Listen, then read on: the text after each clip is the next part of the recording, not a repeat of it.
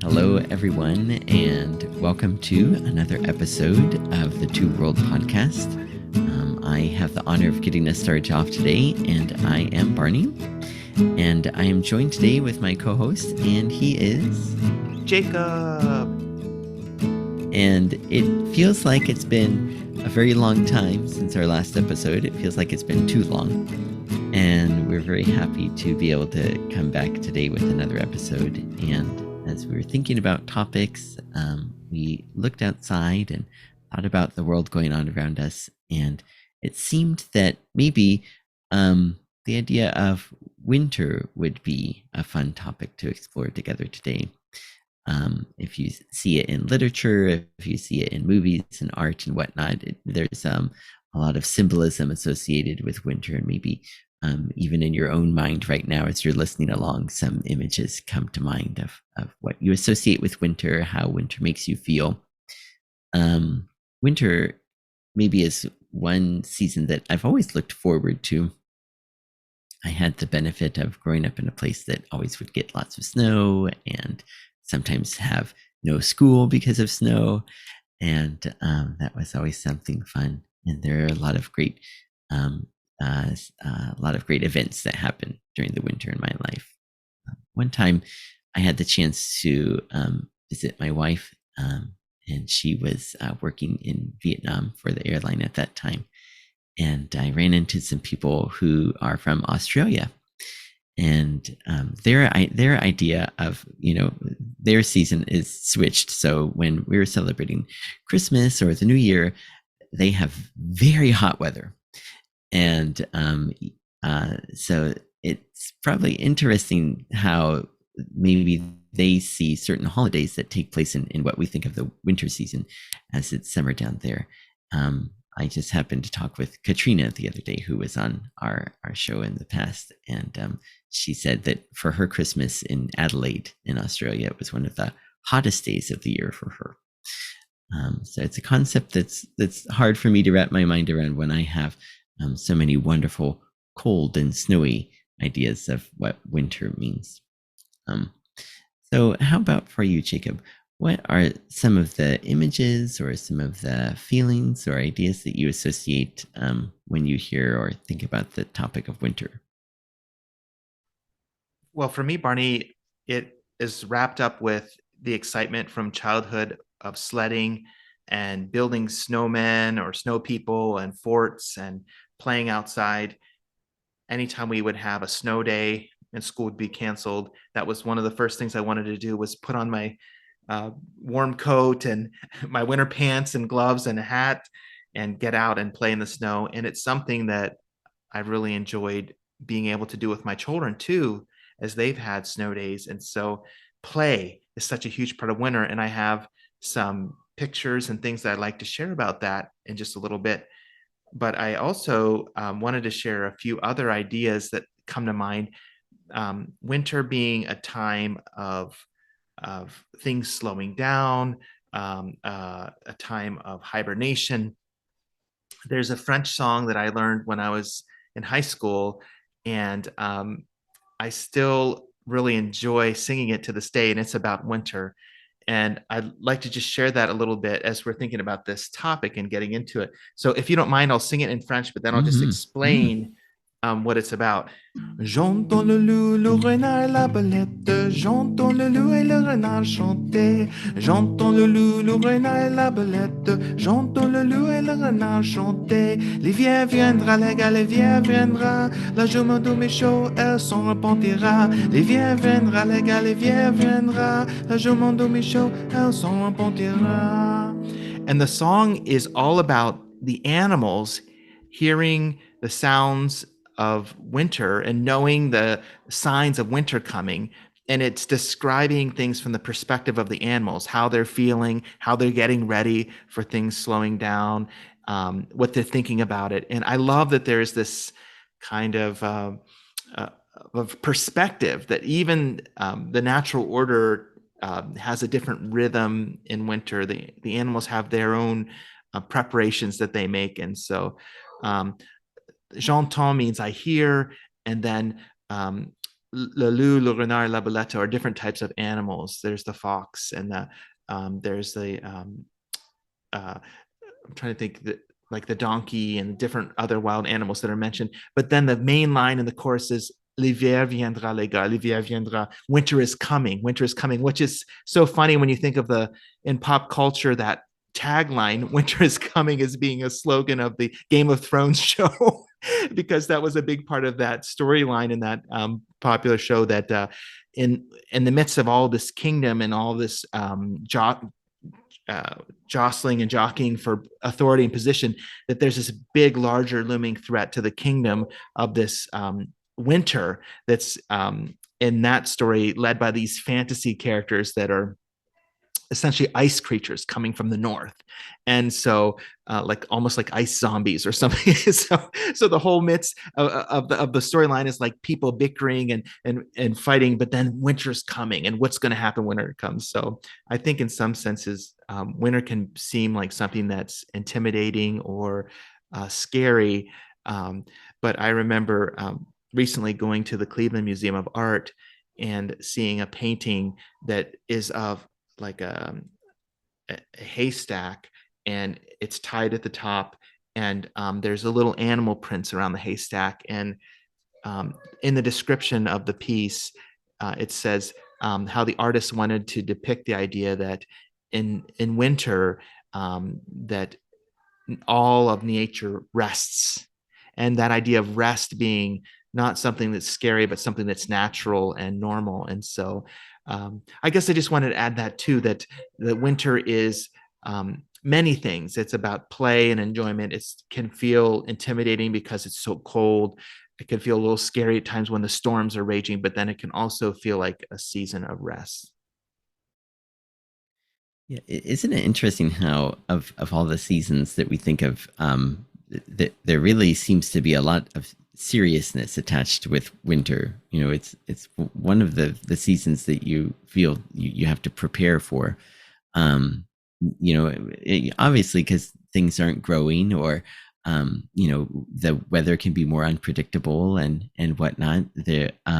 But you never feel like the sense of foreboding when, you know, spring is on the way, or summer, or even fall. But our culture, or just the way that we've uh, it, our life experiences, we seem to always have just that little bit of uncertainty when we know that winter is rolling around.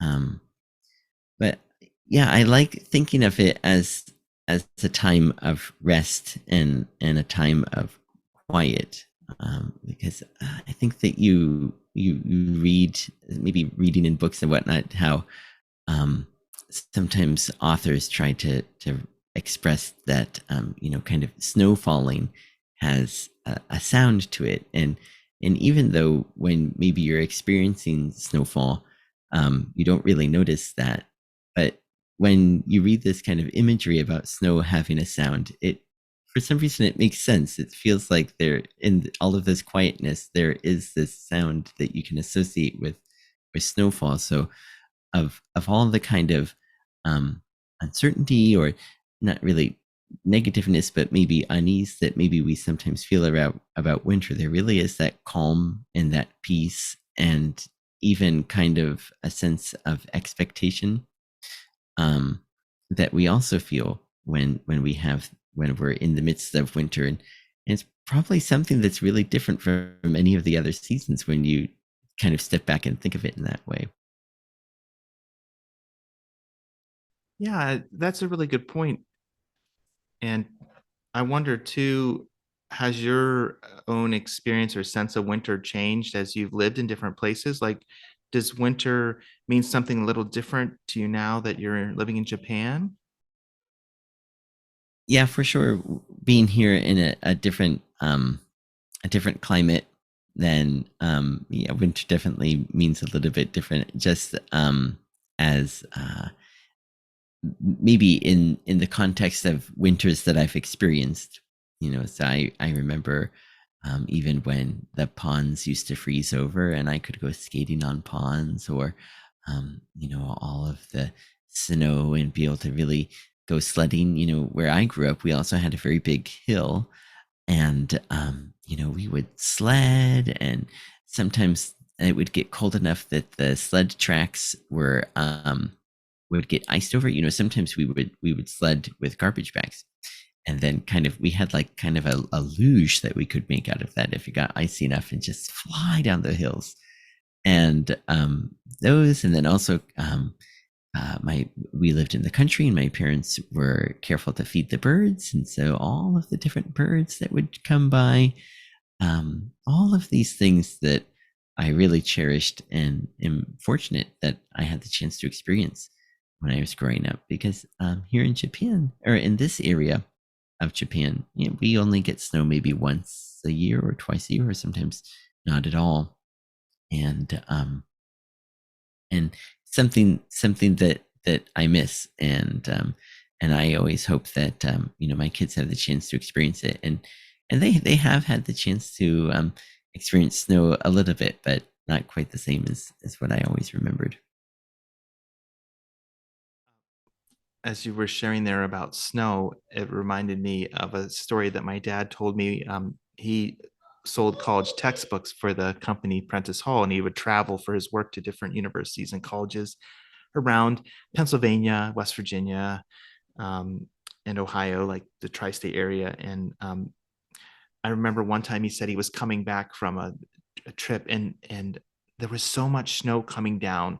It almost felt like the roads and the cities that he was driving by were deserted, Mm. and there was just a hush, because even driving over the snow, it was quieter. It muffled the sound of the vehicle. And a scripture came to my dad's mind. It was Job 37, and he's like, oh, I wonder what that is. And so when he got home, he turned to Job 37, and this is what it says, starting at verse 6. He commands his snow to fall on the earth. He brings our work to a stop. He shows us what he can do. The wild animals go to their dens. Um, the, the breath of God freezes the waters and turns them to solid ice, and they move at God's will. They go at God's command everywhere throughout the world. Pause a moment, Job, and listen. Consider the wonderful things that God does. I think, isn't that interesting? The idea of our work ceasing, and in certain moments, all we can really do is be in a posture of resting or watching, and um, sometimes we get in this busy cycle of life, and we're going, and it takes a snowstorm or something like that to keep us um, in a posture of rest, just ceasing to act, and maybe catching our breath. And then we have a moment to say, wow, isn't the natural world so beautiful? And isn't this moment so special that we can enjoy it? And so um, I was hoping to share a few pictures related to that, if that's okay with you. Mhm. So Yeah. I may go ahead and share my screen. I wanted to start with this picture Hmm. because um, I think some of the most amazing moments for me of appreciating nature and really being struck by the beauty of nature have come in the winter. And Yeah. this happens um, at least once or twice each winter here in Ohio, at least in my experience, where there's enough rain that then when the Mm. temperature gets cold enough and it starts snowing and the trees have been wet, that the trees are coated with ice. And so Mm. it has this kind of beautiful glassy coating to it when you look out over the trees. And so this is one that's taken just near our house. I was out for a Wow. morning walk Mm. and thought it was so pretty. And I feel like that's true too. For sometimes the skies are so brilliant in the winter, just something unique Mm. about the weather conditions. And this is just one of those beautiful blue day winter skies just near our house in Ohio. And another time, I think some of the Yeah. evening sunsets are so brilliant in winter too. And this is across the street from where we live, over the Kinney Fields, which are the Oh big yeah. soccer fields where there's a walking path here in Worcester. And so that's just a beautiful um, moment in the evening time. And we mentioned before the animals, Mm. creatures, and how their winter is different for them. We have a bird feeder, and one morning we looked out and there were a lot of mourning doves Yeah. there, just enjoying the food that had fallen off the feeder onto the ground and was just right there for them. And so that they congregated at the base of the feeder and just took time enjoying that. And we just thought that was so interesting. You see such a variety of birds, but that day we had that little congregation of mourning doves, and I kind of wanted to share that as one of those signs of the natural beauty. Um, Mm. yeah. How about you, Barney? Are there any pictures or things that you would like to share? Oh yeah. What we were just talking about made me think exactly of some photos that I had. Um, I don't know. One thing about winter and about snow, and maybe you feel the same, is uh, do you feel like you can kind of sense when it's going to snow, or maybe you can kind of sense when, like, you wake up in the morning and before you've looked outside or are really aware, you just kind of already know that there's snow on the ground. Have you Do you kind of get that feeling as well in wintertime? So it's kind of like a sense of anticipation, like you're saying, oh, the conditions feel right. Is that what you mean? Yeah, right. I've had a number of times where I wake up and I think, I bet it snowed, and I look outside and sure enough, there's snow all over the ground. There's just Ah, yes, I have had that experience. That's a magical feeling. That feels mm-hmm, wonderful. mm-hmm, Yes, mm-hmm, and that mm-hmm. excitement, and especially if that's coupled with like Christmas or some Oh other. yeah. I mean, it's always special anytime it snows, but sometimes when you Mm-hmm, come down and it's had mm-hmm, snowed and it corresponds to a special occasion, it feels mm-hmm, extra special. mm-hmm, So I mm-hmm. remember one year it snowed very late into the season, and we had a white Easter, and we thought, oh, isn't that interesting? Like not only a white Christmas, but like a white Easter this year. So that was Wow. actually a little bit, um, I don't know if I want to say um, intimidating, or I think we were maybe ready to move on to spring, but but we By that still time, yeah. by that point, but we still enjoyed it. But yeah, Yeah. yeah. I remember having one of those kind of senses. I think it was even last year, and I checked the time of the photo when I took it, that I'm going to share you with you, and it was 3:40 in the morning, and I can't, for the life of me, I can't think of what was it that inspired me to wake up, but I woke up and looked outside, and we were in the midst of all of this snow was falling rather heavily, and That is a and this beautiful photo. I yeah, love that. yeah. Oh my goodness. So I think I set it to longer exposure, so you can even see the snowflakes coming down, and you'll notice that um, in Japan, the street lights are all the stoplights are set to cycle all day long. So we don't have, like we have at least in Ohio, where when it's really late, one street light will flash caution and the other will flash stop. These go through the cycle, but it adds this nice color to this photo, and you can see a few car tracks through the streets and whatnot. But the thing about here is people have so little experience driving through the snow that certainly people tend to really pause and think of it as a time to stay inside when we get a lot of snow like this.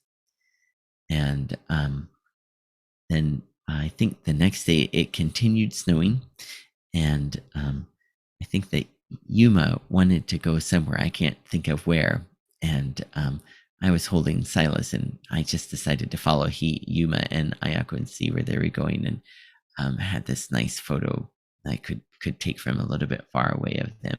That's walking in such the a snow. beautiful photo. I love how you captured the like the snow falling, like it's really visible, and then just off in the distance, there's that kind of activity and energy, and it seems like enjoyment. But you captured the whole thing, like the feeling of this. It feels like you're immersed, like you're Hmm. with how thick the snow is, like Right. in the picture, like we're there. Yeah, yeah. Right. Yeah. And this is something that's unfamiliar to me because I think that I when I was growing up, I never used the umbrella when it was snowing. I think it's just something that we always adapted to in Ohio, but in Japan, people think it's strange not to use an umbrella when it's snowing. But I don't know. I kind of enjoy being in the snow, whether it's falling or not. So, um, and one thing, kind of on the idea of people staying inside and not going out, is that the community kind of gets together here. So, um, since it snows so infrequently, and we don't really have any kind of road equipment, so the community, especially our neighbors, we do our best to take care of the roads around us, just as a group. And everyone gets out with their shovels or whatnot. Sometimes I'm not sure if this is um, the right way to go about it, but sometimes people bring um, pots of hot water out to try and melt the ice and whatnot. But the main thing is that everyone's working toward the common goal of making our street accessible if there's any kind of need, or for those who do need to get out there, or if there were any reason for some emergency vehicles to get through. And um yeah, and this was something that Yuma and Silas, that my two sons, really enjoyed. Just the idea of being able to help shovel snow together, um, and it's something nice to be able to share this as neighbors, because we really feel like we're all working together, um, and and accomplishing something, for really the benefit of everyone. I appreciate that about here, and that's something that is different from what I ever experienced growing up in Ohio. I think that's so nice how you have shovels for both of them, and that they're also a size of the shovel that they could really use. Hmm. That was good that you thought to Right. stock up on those, because we have Right. one smaller shovel, but then Uh, our larger ones would be a little unyieldy for Hannah. So it's good. It's always nice to have a smaller option. So that's really cool. And I yeah. love I love the sense of corporate common life and partnership, like you said, for the common good. Everybody's trying to work together. I have experienced that more living in a more of a suburb than I did living in the country, Ah. because we have a Uh-huh. sidewalk, Hmm. and there are some individuals who have snow plows that will help do sections of the sidewalk. Mm. And then um, in some cases, neighbors who have a little snow blower will do a Hmm. driveway for somebody else who has trouble shoveling, Oh like maybe an yeah. older person. Or Mm. sometimes we've had neighbors help us with our driveway, or we've helped shovel others. And Mm. so there is a sense of partnership in that, and it makes you feel like connected, and like people are looking out for you and you're looking out for them. And it's one of the most neighborly times of the year, I think, when that happens, when there are multiple people out. And um, that's a beautiful thing.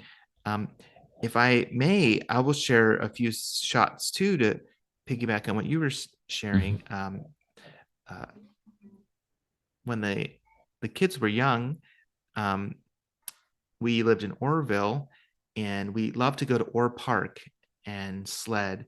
And this is a picture of me and Micah and and Aubrey when they were young. Uh-huh. And Uh-huh. they had a couple of classmates who lived in Orville, and we made a tradition of every year on one of the snow days inviting them to join us. And so their last name was Roar. So the Mhm. Dotsons and the Roars would have a sledding time, and it was Micah and Aubrey and Thatcher and Sophia. so four kids, and then I would like be like the chaperone, Hmm. um, and then we would sled, and then afterwards we'd go get hot chocolate at this place called Heartland in Orville. Um, uh, and throughout the years, everybody started to grow up, but we still did this tradition. Um, and we had some other opportunities to invite other friends too from their class. And this was one time when Micah was building a little snow fort, and it was another snow day, and he had friends join him. And um, on that same day, Hannah and I thought we would go down. And I love this picture because of her face, the sense of excitement as we're going down Oh that hill. yeah. And I'm trying to slow us down a little bit with my hand in the snow, Right. but you can just see her exuberance. She's like, Oh wow. wow. uh, um, Last year we had some snow that hardened, and Mm. was actually, after it kind of froze, was hard enough to walk on. So this is Hannah Wow. kind of standing at the edge of our driveway up on this little snow mound that Mm. normally you would sink into, but since it had kind of snowed and then hardened and froze, then she was able to stand. Mm. And then Aubrey, her big sister, had a nice snow battle with her in our yard. And after getting probably clobbered, or not, maybe not clobbered, but having her big sister maybe dominate a little bit, then Hannah thought, Yeah. well, I'll just do some snow angels, Why So not? there's Hannah doing some snow angels. Yeah. But this picture is a very special picture because Mm. my parents passed away, in my dad in 2012 and my mom in 2014. And I had grown up in the country and loved, as I said before, like all of the times to sled and just to enjoy the natural beauty there. And um, good friends of my parents ended up purchasing their property after they passed away, and then we were able to visit it for a number of years. Mm. Uh, Hmm. and this picture is taken from one of those visits. They Oh. ultimately needed to sell it to someone else, which we totally understand. That's part of the journey. Times, you need to change things and move different places. But we were able to enjoy it for many more, several more years after Oh my yeah. parents passing. And this is one where we went during winter, and that's Aubrey, and we took a walk in the forest, and we were really enjoying the beauty and the space, the sense of the grandeur, the largeness of the forest, and the being Mm. snow covered. And you just see Aubrey spreading her arms wide, being like, look at Yeah. this, how wide and beautiful and vast it is. And so there Yeah. was about 10 acres that I was so Whoa. blessed and privileged to grow up on, that we could hike around and enjoy. And so this is one of those connections to my childhood and memories that I cherish. So I wanted to share that. Yeah. Are there any other thoughts that you have about winter, Barney, that you'd like to share? Yeah, I just wanted to say how it's so great that uh,